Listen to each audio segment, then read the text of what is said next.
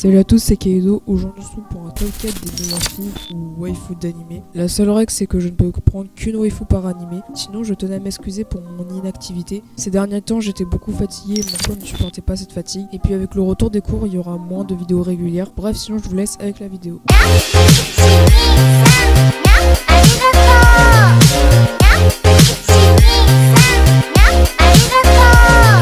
Pour la quatrième place, ça sera Hinata Hyuga du manga Naruto. J'aime beaucoup ce personnage dû à son côté Yandere face à Naruto, que ce soit avec d'autres personnages tels que Neji ou autres. Par contre, une chose qui m'énerve un peu, c'est que je trouve que dans Naruto PTS, elle est pas assez développée. On apprend des choses sur le clan Hyuga, mais on n'apprend pas plus d'où elle a eu un coup de foudre pour Naruto. Pourquoi est-elle si faible dans PTS? Enfin bref, passons à la prochaine waifu.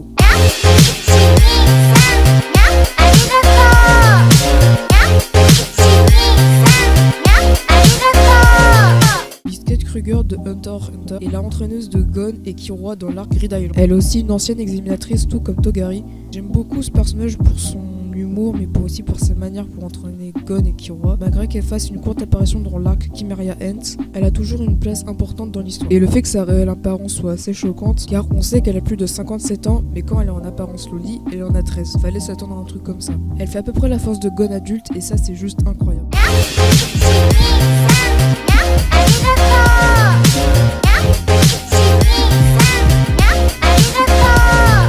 Mikasa Ackerman de Shingeki no Kyojin, soit la sœur adoptive d'Eren Yeager, aussi connue pour être l'une des meilleures waifus de SNK, mais aussi pour être l'une des plus connues. J'aime beaucoup Mikasa dû à son côté très protectrice envers Eren, même si depuis cette ancienne elle n'a plus beaucoup de foi en Eren, mais aussi parce qu'elle est très forte et peut facilement égaler le niveau de son cousin Levi dû à l'héritage des Ackerman. Après, il y a certaines choses que j'aime pas avec elle, comme par exemple qu'elle est toujours non émotive, du moins son visage n'est pas très émotif. Je dirais que son visage s'illumine seulement quand elle est avec Eren et rien plus. Même si parfois elle peut faire assez peur, Mikasa joue quand même un rôle très important dans les SNK. Et surtout parce qu'elle est la dernière survivante de son clan légitime, mais aussi parce qu'elle soit une force majeure à l'armée de Paradis.